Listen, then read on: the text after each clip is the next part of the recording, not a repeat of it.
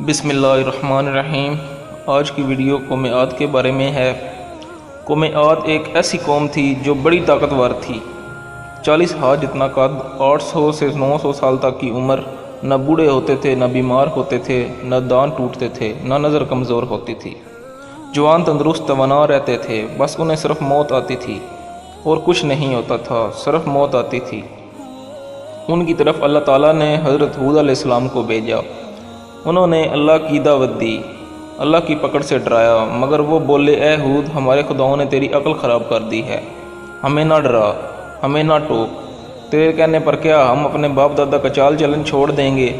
عقل خراب ہو گئی ہے تیری، تیرے کہنے پر چلیں تو ہم تو بھوکے مر جائیں۔ انہوں نے شرک، ظلم اور گناہوں کے طوفان سے اللہ کو للکارا، تکبر اور غرور میں بدمست بولے۔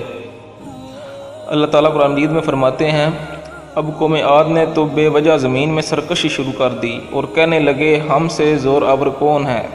کیا انہیں یہ نظر نہ آیا کہ جس نے اسے پیدا کیا وہ ان سے بہت ہی زیادہ زور آور ہے؟ وہ آخر تک ہماری آیتوں کا انکار ہی کرتے رہے۔ پھر بولے، کوئی ہے ہم سے زیادہ طاقتور تو لاؤ، ہمیں کس سے ڈراتے ہو؟ اللہ نے قحط بھیجا، بھوک لگی، سارا غلہ کھا گئے، مال مویشی کھا گئے، حرام پر آ گئے، چوہے بلی کتے کھا گئے، سانپ کھا گئے، درخت گرا کر اس کے پتے کھا گئے، بھوک نہ مٹی، نہ بارش ہوئی، نہ قطرہ گرا، نہ غلہ ہوگا۔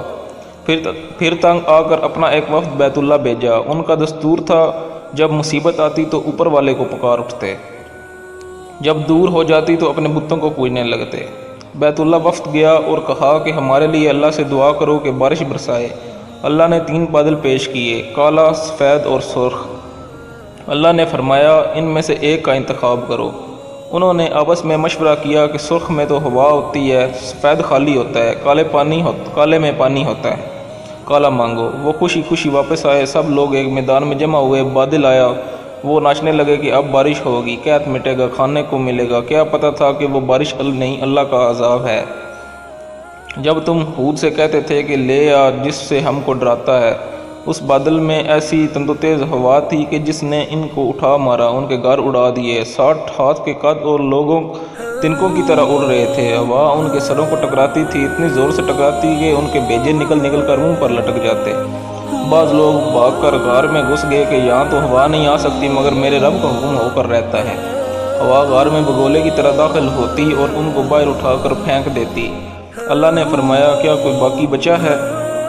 اللہ تعالیٰ نے ان کو ہلاک کر کے دکھایا کہ جب تم اللہ کی، اس کے رسول کی نافرمانی کرو گے، اللہ تم پر ایسی جگہ سے عذاب بھیجے گا جہاں سے گمان بھی نہ ہوگا۔ جو گناہ قوم عاد نے کیا، کہ کیا وہ ہم نہیں کر رہے؟ کیا ہم اللہ کی حدوں کو پار نہیں کر گئے؟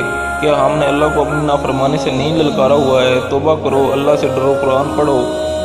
جن گناہوں کو ہم معمولی سمجھتے ہیں، اللہ نے ان گناہوں پر پوری قومیں زمین بوس کر دی ہیں۔ اگر آپ چینل پر نئے ہیں تو پلیز سبسکرائب کر دیں۔ اگلی ویڈیو میں ملاقات ہوگی۔ شکریہ۔